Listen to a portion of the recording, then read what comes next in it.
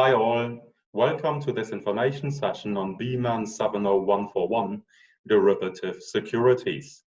My name is Kevin Aretz. I am a professor of finance at Alliance Manchester Business School.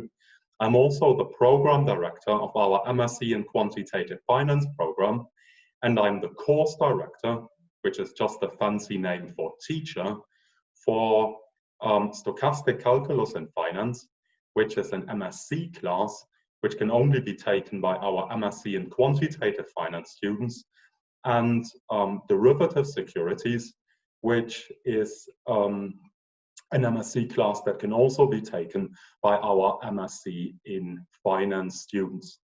In today's session, I'm only going to focus on derivative securities.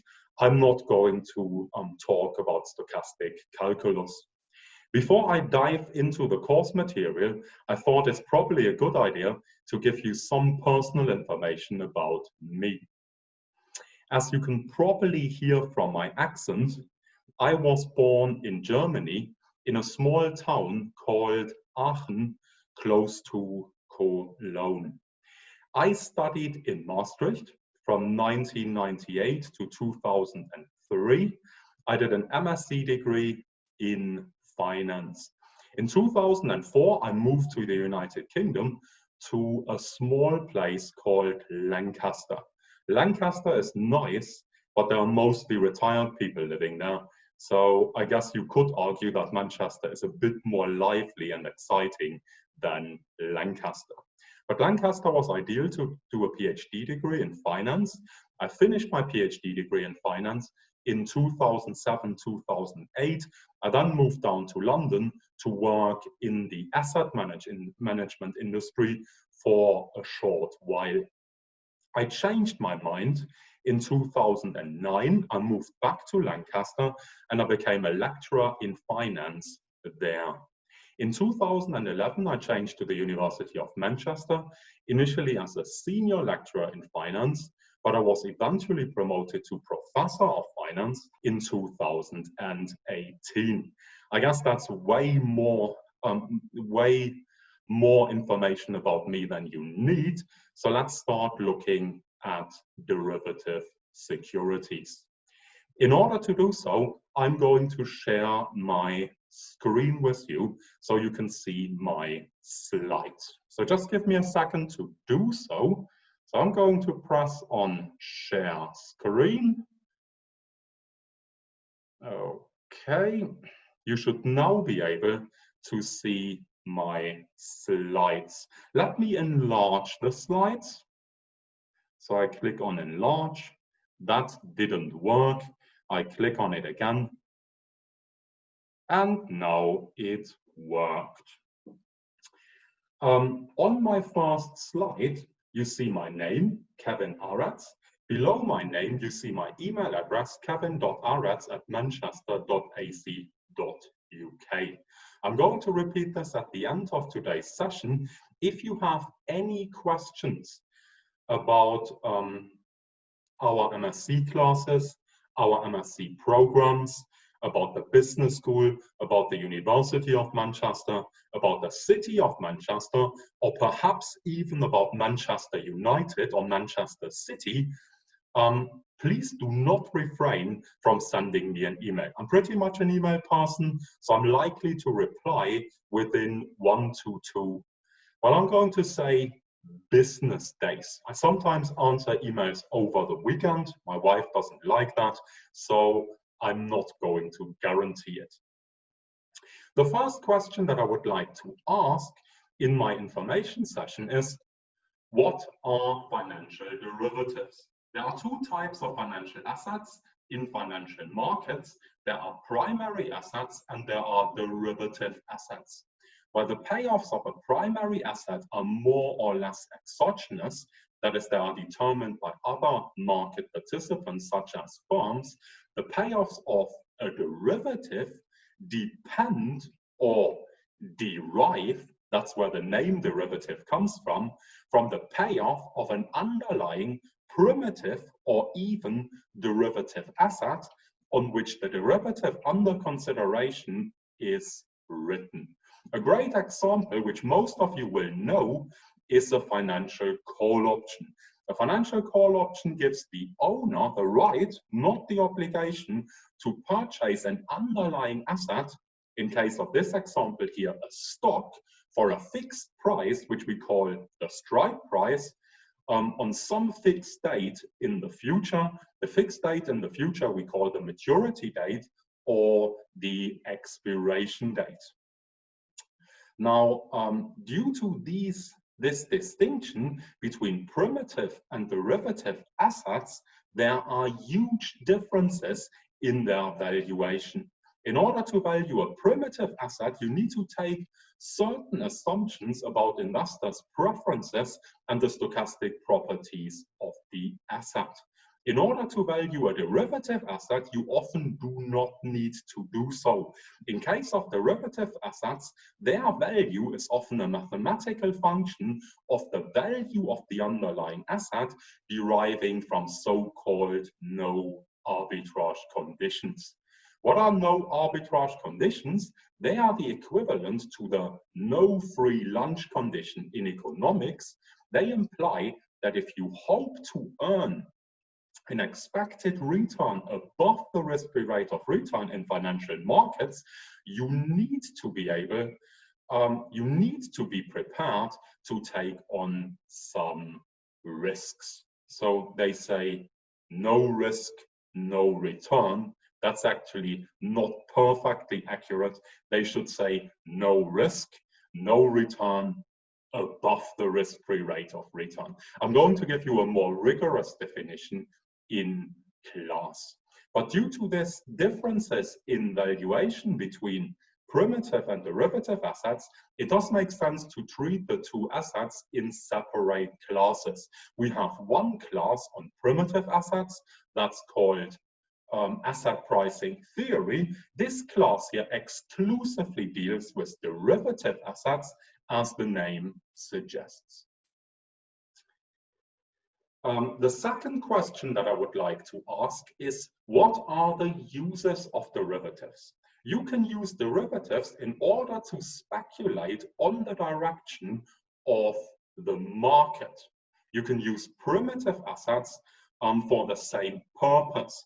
But notice that in case of derivative assets, you are able to take on far larger positions.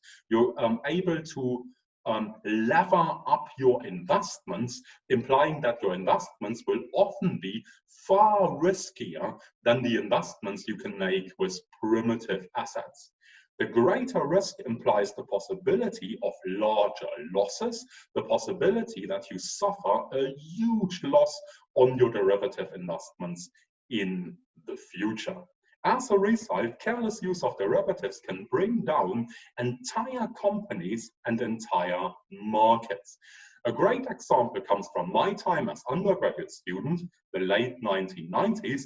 In the late 1990s, Nick Leeson, who's the guy that you see in the picture in the lower right corner of my slide, used derivatives trading to bring down the more than 200 years old Barings Bank. And that's probably the reason for why Nick looks so depressed in the picture. But I don't know that for certain. I'm simply speculating here. Pun intended. I agree, it's a bad joke. Let's move on. You can also use derivatives in order to do the opposite. You can also use derivatives in order to hedge, that is, to reduce the risk of your financial investments. Imagine, for example, you held a stock portfolio similar to the S&P 500, or you held futures on the S&P 500. I'm not sure whether you can see my arrow. I think you can see it, right? The graph here on the left-hand side shows the value of the S&P 500 over the last couple of months. So while the value remained stable from August to October 2019, and then increased mildly from October 2019 to about mid-February 2020, it then crashed due to the recent global pandemic. So it moved from a high of 3,400 to a low of, why is it not moving down? Here we go, 2,700. So if you had held such an investment, you would have encountered huge losses in mid-February 2020. To mitigate the possibility of such losses arising, you could have, however, invested into derivatives. You could have taken out a position in put options written on the S&P 500.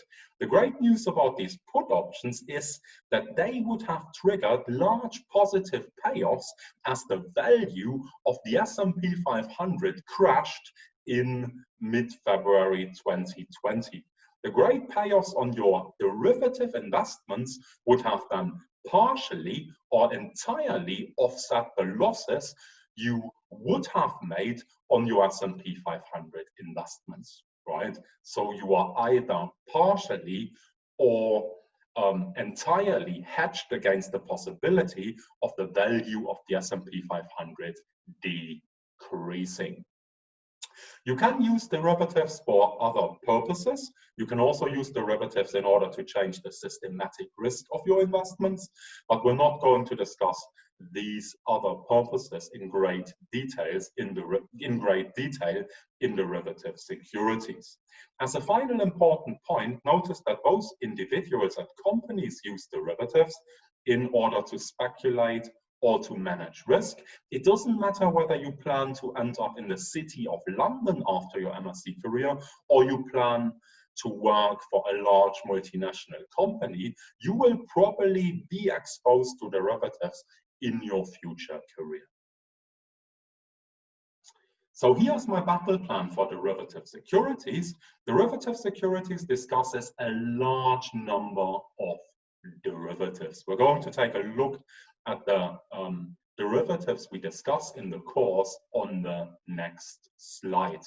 In case of each derivative, I always follow the same steps. I start by defining the derivative, for example, by looking at its payoff, its terminology, and the markets in which the derivative is traded. Most of you will know that the maturity payoff of a European call option is simply flat until the strike price, but then increases at a 45-degree angle with the payoff of the underlying asset. In case of European call options, we talk about in-the-money call options, at-the-money call options, out-of-the-money call options. There is the concept of intrinsic value and time value.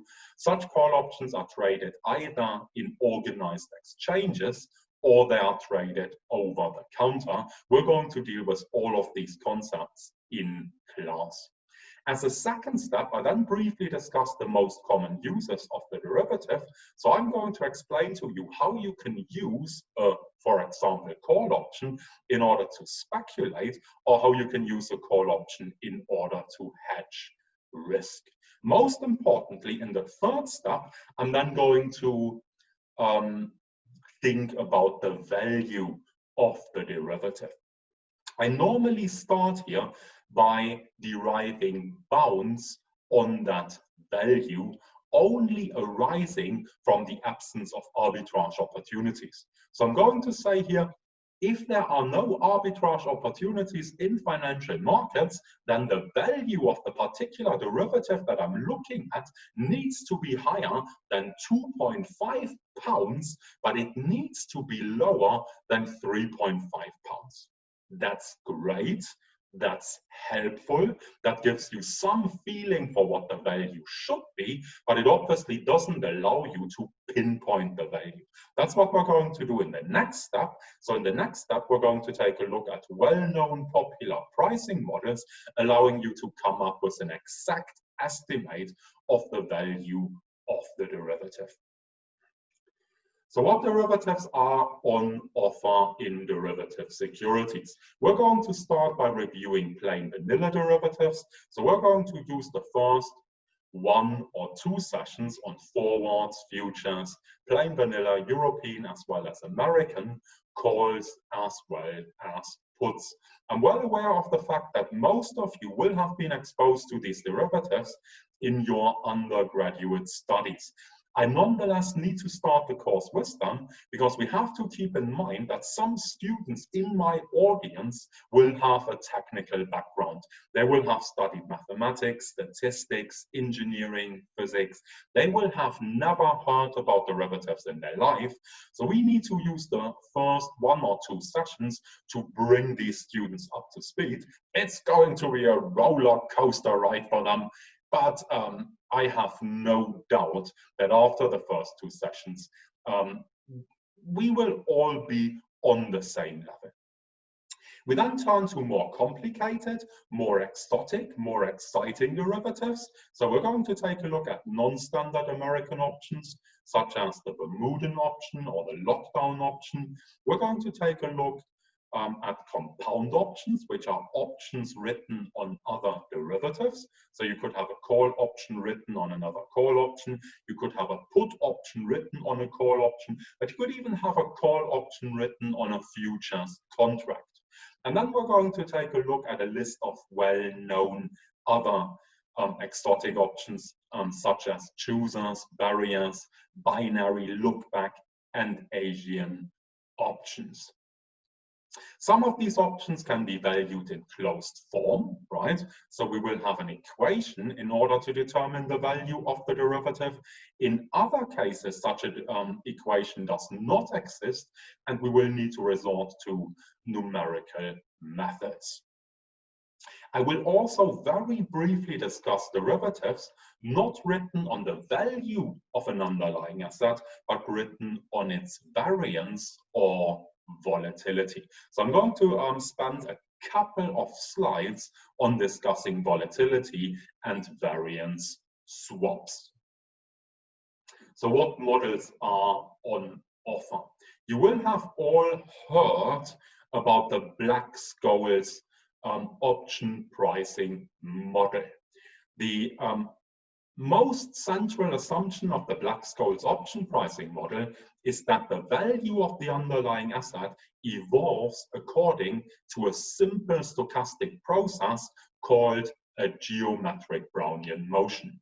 No one in academia or in practice believes that the central assumption of the Black and Scholes model holds in practice for a large majority of assets. We can almost rule out the possibility that empirically the price of a stock can be modeled using a geometric Brownian motion. The geometric Brownian motion assumption is often made simply because it is easy to mathematically manipulate for its mathematical tractability.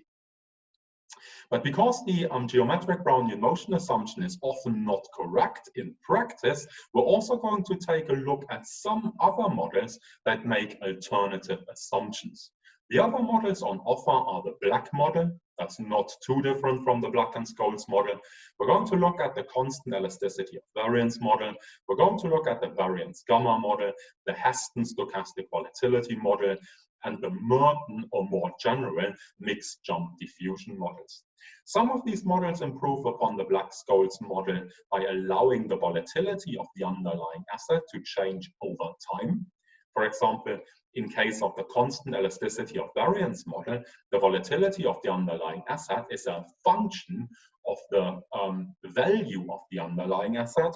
In case of the Heston model, the volatility of the underlying asset evolves stochastically. So in case of the Heston model, you have 2 stochastic equations, one for the value of the underlying asset and one for its volatility. The 2 equations are, however, correlated to some extent.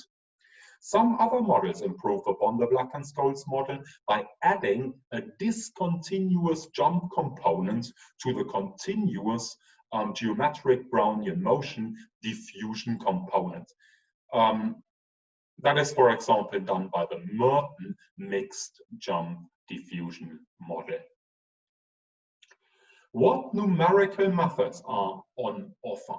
There's often no closed form solution for the values of many derivatives, not even if you stay within the simple Black-Scholes geometric Brownian motion world.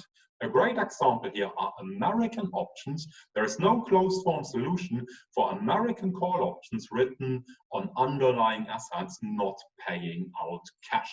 As a result, it is important to also look at numerical methods to solve these models. What numerical methods are on offer? Well, most of you will be familiar with simple multiple-step binomial trees. I'm going to cover these in class as well, but I'm going to make them a lot more exciting by also including jumps to default, conversion features, path dependence, and so on.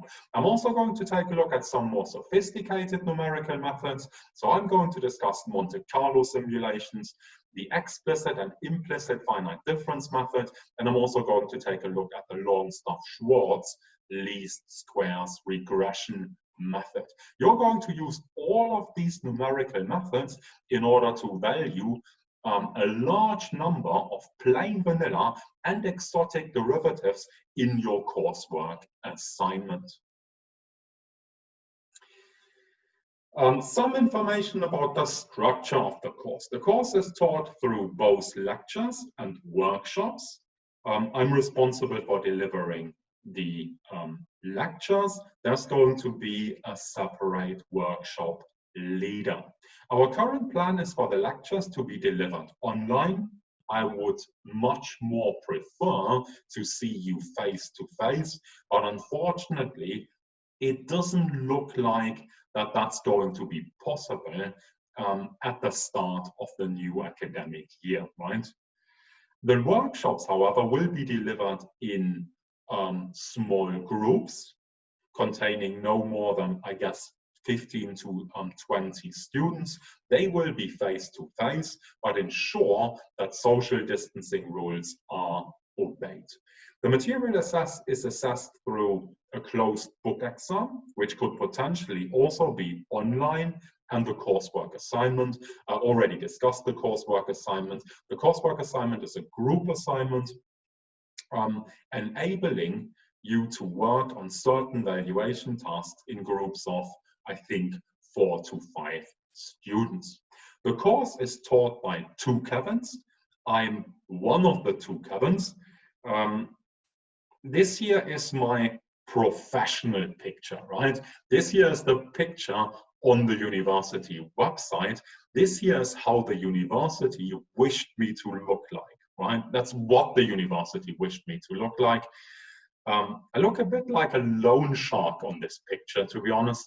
Unfortunately, that's not really how I look in practice. Let me stop sharing my screens. So here we go, stop sharing. That's me, right? I'm a normal person, a normal guy. I'm a nice guy. I am not the monster that you see. Let me go back to my screens, that you see in this picture here. So I'm responsible for delivering all lectures. The other Kevin, who is also German and my PhD student, is responsible for delivering all workshops. That's Kevin Schneider. Here's a picture of Kevin Schneider. As you can easily see, Kevin is way younger, way more dynamic, and way more handsome than I am. But okay, that's nothing I can do about that.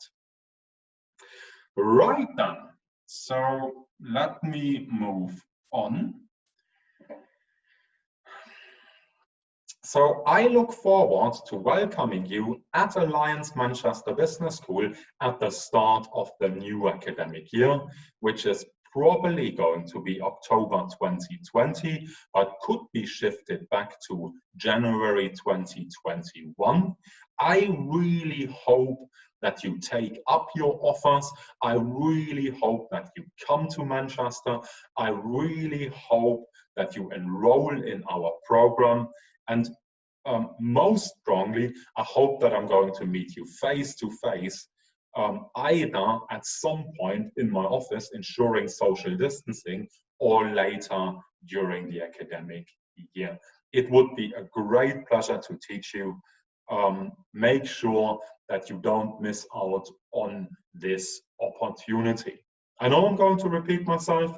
I've already said that before. If you have any questions about any of our MSc courses, MSc programs, the business school, the University of Manchester, or anything else really, send me an email to kevin.aretz@manchester.ac.uk. Here is my email address again, right? It was a great pleasure introducing you to the class, and I really hope to see you at the start of the next academic year. Goodbye for now.